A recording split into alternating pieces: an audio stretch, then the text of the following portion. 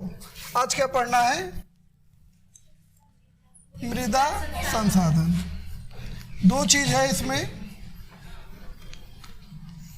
एक शब्द है मृदा और दूसरा शब्द है संसाधन। ठीक है, तो पहले हम इसी का अर्थ समझ लेते हैं। ठीक है, संसाधन बताई दिए हैं क्या है? वो सभी वस्तुएं जो मानव की आवश्यकताओं की पूर्ति करें वे संसाधन है। ठीक है, और मृदा क्या है? मृदा का मतलब होता है मिट्टी। अब मिट्टी कैसे बनती है इसी के बारे में पढ़ेंगे। मिट्टी क्या होती है, कैसे बनती है और उसको प्रभावित करने वाले कारक और कौन कौन से प्रकार की मिट्टियाँ भारत में पाई जाती हैं, उसी को यहाँ पढ़ना है। ठीक है, तो पहले मिट्टी की परिभाषा देख लो। तो मिट्टी क्या है? धरातल के ऊपर यानी पृथ्वी के धरातल के ऊपरी सतह पर कुछ पदार्थों या मौलिक पदार्थ होते हैं, यानी कि उसमें क्या होता है? कण होता है। ठीक है, इसमें कुछ जल मिला होता है, उसको बोलते हैं मृदा जल, यानी कि मिट्टी के अंदर का जल। ठीक है, प्लस मृदा वायु। अभी बता रहे हैं इसका मतलब क्या है और इसको लिखेंगे कैसे। मृदा जल, मृदा वायु हो गया, और कुछ रासायनिक पदार्थ भी होते हैं, रासायनिक तत्व। ठीक, और इसके साथ होते हैं कुछ जैविक पदार्थ।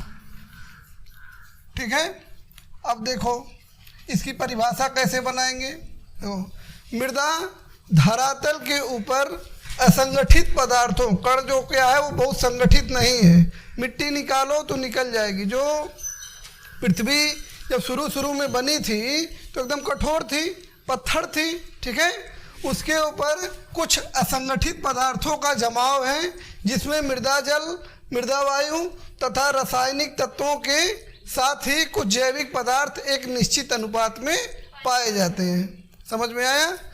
देखो क्या क्या है उसमें। कण है, मृदा जल है, मृदा वायु है, रासायनिक तत्व हैं, रासायनिक तत्व, जैविक पदार्थ, इतनी चीजें मिलकर मृदा बनी है। तो इसको लिखेंगे कैसे? मृदा पृथ्वी के धरातल के ऊपर असंगठित पदार्थ, कण के जगह पे शब्द देना है, असंगठित पदार्थों का जमाव है, जिसमें मृदा जल, मृदा वायु, रासायनिक तत्व तथा जैविक पदार्थ एक निश्चित अनुपात में पाए जाते हैं। समझ में आया? इसमें क्या क्या है? मृदा जल है, वायु है, रासायनिक तत्व है, जैविक पदार्थ है। आगे बढ़े, मृदा की परिभाषा समझ में आ गई।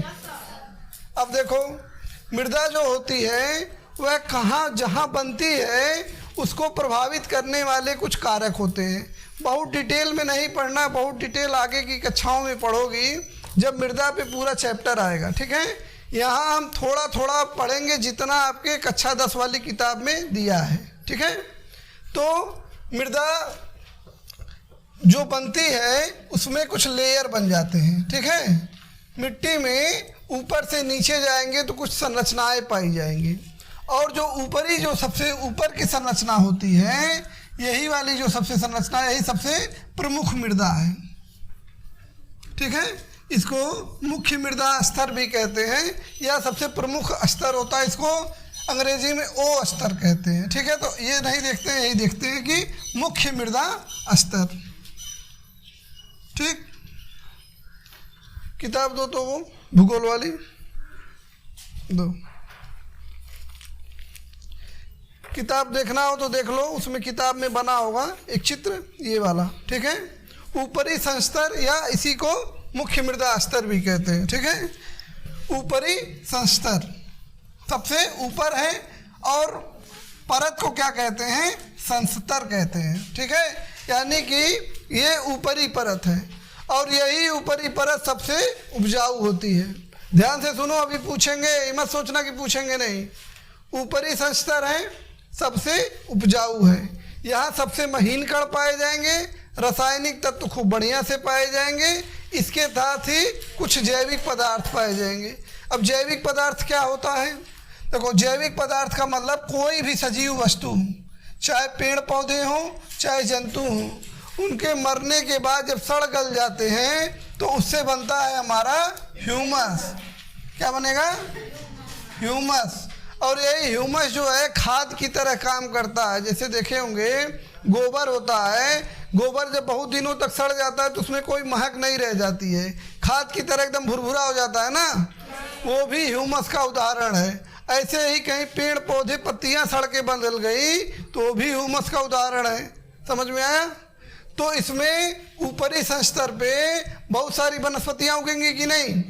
जैसे अभी हम लोग खेती कर रहे हैं, खेती करने के बाद धान काट लिए, धान काटने के बाद फिर जुताई कर देंगे मान लो, तो जो उसमें जो उसका मतलब जड़ वाला हिस्सा है, खूंट है, वो क्या होगा? उसे मिल जाएगा मिट्टी में कि नहीं? और मिल जाएगा और सड़ गल के वही ह्यूमस बन जाएगा और वही उपजाऊ बनाता है मृदा को। ठीक है? अगर इसके बाद भी और रासायनिक तत्वों का भी योगदान होता है। अगर रासायनिक तत्व नहीं है तो मृदा अच्छी उपजाऊ नहीं होती है, और रासायनिक तत्वों की जब कमी हो जाती है तो हम उसमें खाद डाल देते हैं ताकि रासायनिक तत्व पर्याप्त मात्रा में मिल जाए। ठीक है? तो ऊपरी स्तर जो होता है यही सबसे उपजाऊ मृदा है। ठीक है?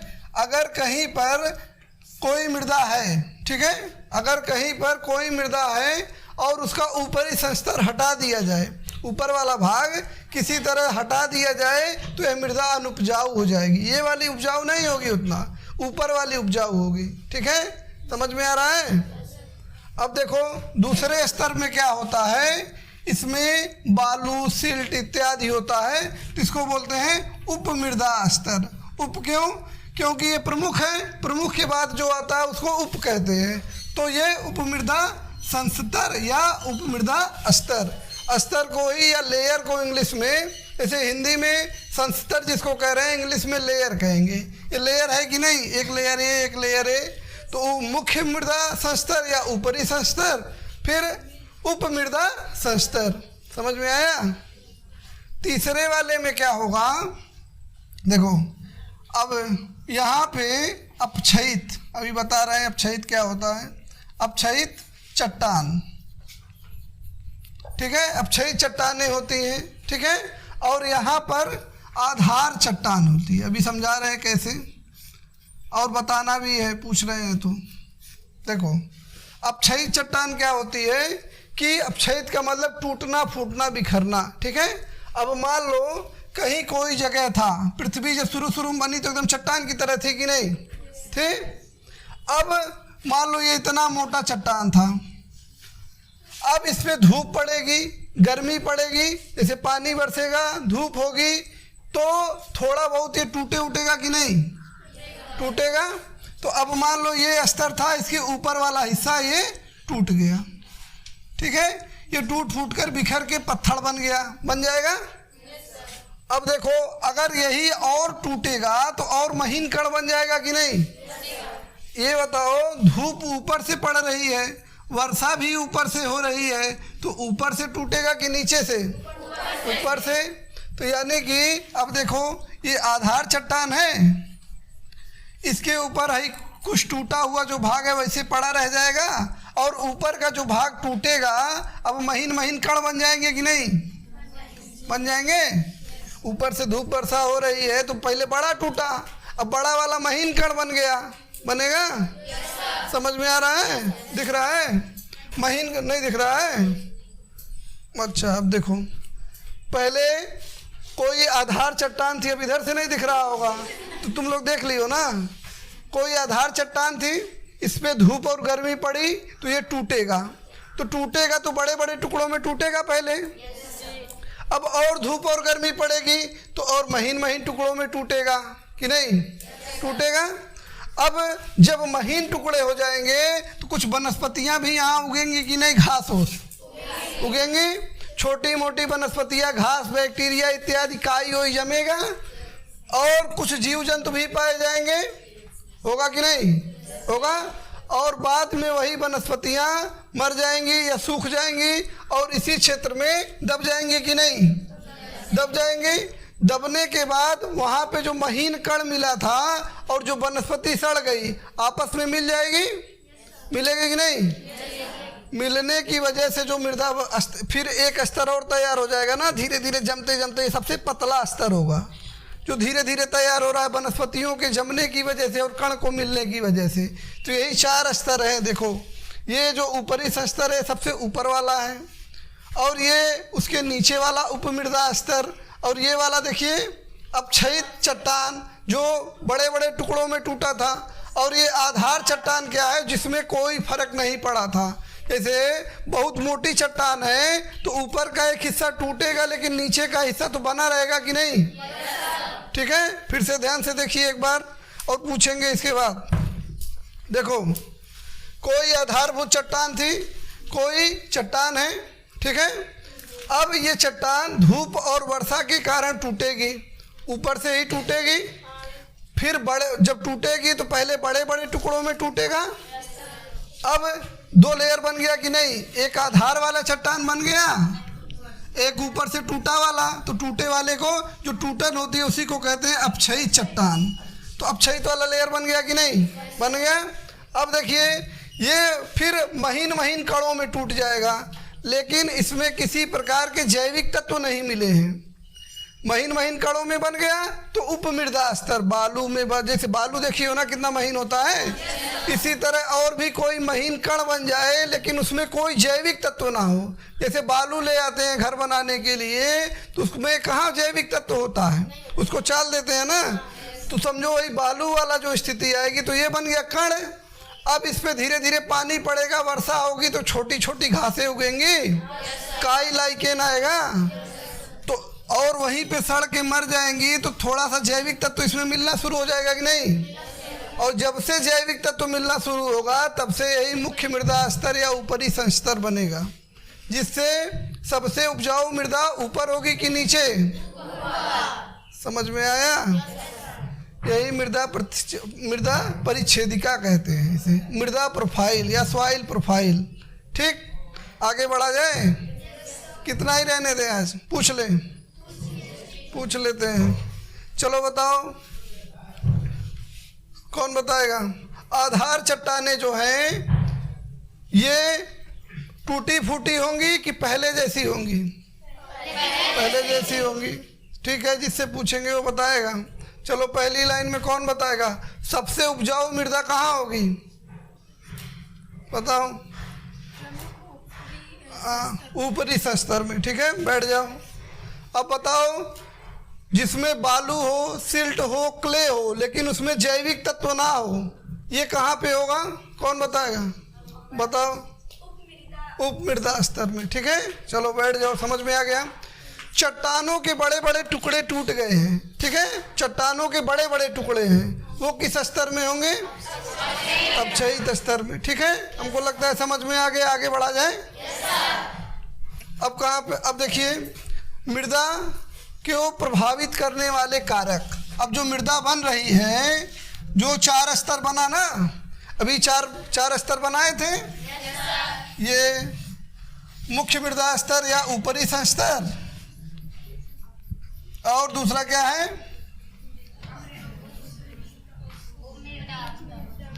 उपमृदा स्तर, उपमृदा है ये, ठीक है। फिर तीसरा अपक्षयित स्तर, और ये आधार चट्टान, ठीक है, आधारभूत चट्टान या आधार चट्टान, ठीक है। 4 स्तर था। ये 4 स्तर जब बनेगा तो इसको प्रभावित करने वाले कुछ कारक होंगे। अगर कहीं पे वह कारक बढ़िया से काम करेंगे तो यह बढ़िया मृदा बनेगी, अगर वह कारक सही से काम नहीं करेंगे तो हो सकता है उतनी बढ़िया मृदा ना बने। जैसे हर जगह की मिट्टी उपजाऊ होती है कि कहीं कहीं की होती है, कहीं की। तो जहाँ पर इसको बनाने वाले कारक, यानी जिन कारणों से ये बन रहा है, अगर अच्छे तरीके से काम करेगा तो मृदा अच्छी बनेगी, अगर वही कारक नहीं काम करेंगे तो अच्छी नहीं बनेगी। तो वही देखेंगे मृदा को प्रभावित करने वाले कारक, कौन प्रभाव डाल रहा है इस पे मृदा के निर्माण में, ठीक है। तो 4-5 कारक है, वहाँ तक देख लेते हैं। देखो पहला कारक क्या है, पहला कारक है वहाँ की चट्टान या सैल जिसको बोलते हैं। जो वहाँ की चट्टान है वह अगर आसानी से टूटने वाली होगी वर्षा और धूप से तो ज़्यादा टूटेगी ना, अगर मान लो बहुत कठोर है, वर्षा धूप से टूटी नहीं रही है, तो उससे मिट्टी बनेगी? नहीं बनेगी, वैसे के वैसे ही रह जाएगी। ठीक है, टूटेगी नहीं। तो सबसे जरूरी है कि आधारभूत शैल जैसी रहेगी वैसे ही मिट्टी बनेगी। अगर मान लो कहीं पे चट्टान काली होगी तो किस रंग की मिट्टी बनेगी? और लाल होगी तो? समझ में आ रहा है ना? जैसा चट्टान होगा वैसी ही मिट्टी बनेगी। ऐसा नहीं है काली चट्टान है, अरे काले और जहाँ पे चट्टान है वहाँ लाल मिट्टी बन जाए, या लाल चट्टान है सफ़ेद मिट्टी बन जाए। जो जैसी चट्टान होगी वहाँ बनेगा। ठीक है। दूसरा कारक क्या है? दूसरा कारक है जलवायु। ठीक है। अब देखो कहीं पे जलवायु जो है, मान लो कहीं पे वर्षा नहीं हो रही है और कोई चट्टान ऐसी है जो वर्षा से पानी पड़ने पर टूटती है, तो जब वहाँ पे वर्षा नहीं होगी तो क्या होगा? चट्टान नहीं टूटेगी। और हो सकता है कोई ऐसी चट्टान हो जो गर्मी से टूटती हो और ठंडे क्षेत्र में हो जहाँ बर्फ पड़ती है, तो टूटेगा? नहीं टूटेगा। यानी कि ताप और वर्षा का जहाँ पे जैसा स्तर रहेगा उसी हिसाब से मृदा बनेगी। ठीक है। यानी तापमान और वर्षा जहाँ अधिक होगी वहाँ चट्टान अधिक टूटेगी, वहाँ अलग तरह की मृदा बनेगी। अगर ताप कम है, वर्षा कम है, तो वहाँ अलग तरह की मृदा बनेगी। समझ में आ रहा है? तीसरा कारक क्या है? उच्चावच। उच्चावच का मतलब होता है ढाल। अब देखो कहीं पर अगर ढाल है, कहीं मान लो ये कोई जगह है ढाल है, यहाँ पे चट्टान टूटेगी तो यहीं रुक पाएगी? नीचे आ जाएगी कि नहीं? ठीक है। इसी तरह जब उत्तरी गोलार्ध में कोई चट्टान होते, मतलब पर्वत होता है या ढाल वाली कोई चट्टान होगी, तो उसके दक्षिणी हिस्से पर, किस पे? दक्षिणी भाग पर, दक्षिणी भाग जो इधर एक ढाल दक्षिण की ओर है, एक ढाल उत्तर की ओर है, तो दक्षिण वाले ढाल पर अधिक जो है वर्षा होगी और अधिक धूप पड़ेगी। ठीक है। तो इधर जाते चट्टान टूटेगी कि इधर कम वर्षा वाले पे? दक्षिण वाले पर। तो दक्षिणी ढाल पर अधिक चट्टानें टूटेंगी, तो यहाँ पर मृदा अलग प्रकार की होगी, यहाँ पर मृदा अलग प्रकार की। समझ में आया? 3 हो गया। चौथा क्या कारक है? एक कारक हो गया 3 और एक ले लेते हैं समय। ठीक है। समय हो गया एक चौथा, मतलब इसको चौथा के 5वां समझ लो। चलो चौथा ही समझ लो। ठीक है। चौथा को लिख लो जैविक तत्व और 5वां लिख लेते हैं समय। ठीक है। अब देखिए जैविक तत्व या वनस्पति जहां रहेगी वही ना सड़ गल के बनेगी। तो जहाँ पे जैविक तत्व अधिक होंगे या जब वनस्पतियाँ अधिक सड़गल कर मिलेगी, यानी कि ह्यूमस, जिसको सड़ने गलने के बाद वनस्पतियों को इसको क्या कहते हैं? ह्यूमस। ह्यूमस अगर अधिक मिलेगा तो मिट्टी उपजाऊ होगी, अभी बताए हैं। ठीक है। और जहाँ कम अगर ये जैव मतलब वनस्पतियाँ रहेंगी, जीव जंतु रहेंगे, वहाँ की मिट्टी कम उपजाऊ होगी। समझ में आया? और जहाँ पे वर्षा होगी, धूप होगी, वहाँ पर ज़्यादा वनस्पति विकसित होंगी कि नहीं? और जहाँ वर्षा कम होगी, कम तापमान होगा, वहाँ कम विकसित होंगी। तो यानी कि जैविक तत्व जो है मिट्टी के उपजाऊपन को निर्धारित कर रहे हैं कि नहीं? कर रहे हैं। तो चौथा हो गया तत्व जैविक तत्व और 5वां हो गया समय।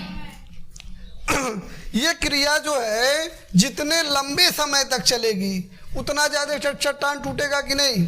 जैसे मान लो तुम्ही को कोई गड्ढा खोदने के लिए कह दिया जाए, कोई आधे घंटा खोदे, कोई 5 घंटा खोदे, कौन ज़्यादा खोदेगा? 5 घंटे वाला। इसी तरह चट्टानें टूट रही हैं, जलवायु का प्रभाव पड़ रहा है। अगर ये समय जितना अधिक होगा मिट्टी उतना अच्छी बनेगी, उतनी मोटी बनेगी, और जितना समय कम होगा वह मिट्टी उतनी पतली बनेगी और कम उपजाऊ या कम जो है अच्छी बनेगी। ठीक है। समझ में आया? आज इतना रहने देते हैं। कल जो है, कल तो छुट्टी है, मतलब सोमवार को मिलते हैं। ठीक है। सोमवार को भी आएंगे नहीं तो बृहस्पतिवार को आएंगे तो वहाँ से पढ़ेंगे। क्वेश्चन नोट कर लो, एक लिख के लाना अपने मन से।